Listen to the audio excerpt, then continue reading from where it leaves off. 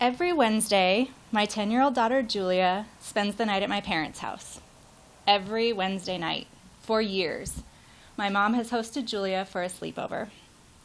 If you ask my mom why she does this, I think she'll tell you it's because she and my dad love having Julia around, and she likes giving us a midweek break to ensure we get at least one full night's sleep.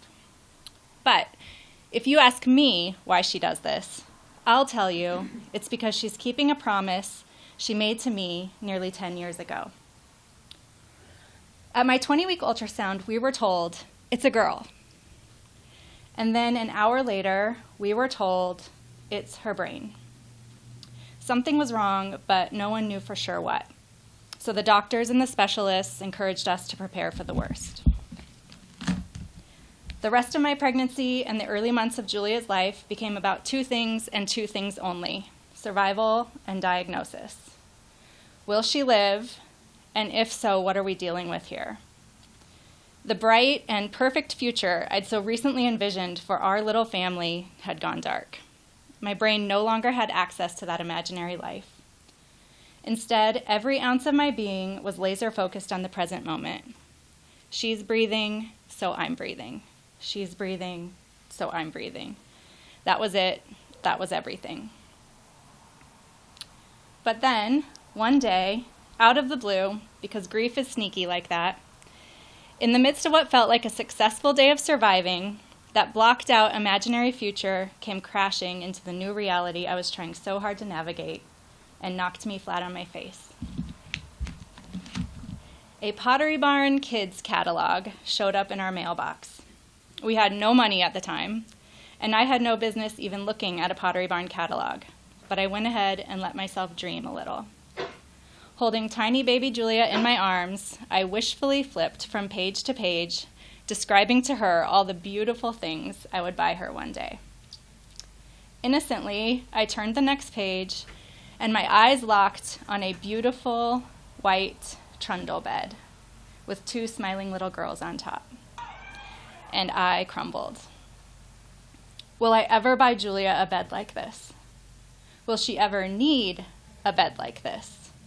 What if she never needs a bed like this? What does it mean if she never needs a bed like this? You only have a trundle bed if you have friends. Will she have friends? What if she doesn't have friends? Oh my gosh, what does it mean if she never has friends? Will she ever even have a slumber party? What if she never has a slumber party? What if she never has a slumber party because she never has friends? What does any of this mean? How does this work? Our little girl survived, but now how do we do this? How do we live?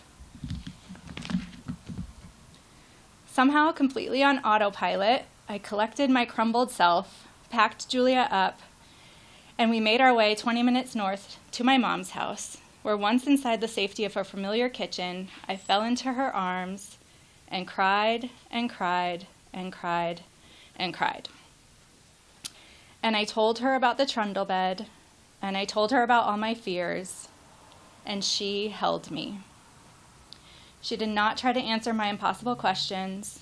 She did not try to convince me my fears were wrong or reassure me that everything would be fine. She just held me and let me feel what I had to feel. When I was finally able to come up for air, my mom looked at me and said the one and only thing she could say with any certainty: I will have slumber parties with Julia. And I knew she would. I knew my amazing mom, who prepared me for this very role, who was just as worried and just as uncertain about Julia's future as I was, would make good on this promise. And no matter what came next, no matter how unexpected reality turned out to be, I knew that if there were any truth to the doctor's fears, that my mom would make sure Julia still had slumber parties. So, every Wednesday morning, as I stuffed diapers and bottles and medicine and pajamas into Julia's overnight bag, and marvel over my little unique girl with her 1 in a bazillion chromosomes, I say to her, Jules, you get to spend the night at Mimi's tonight. But what I'm really saying to both of us is Mimi loves us, and she keeps her promise.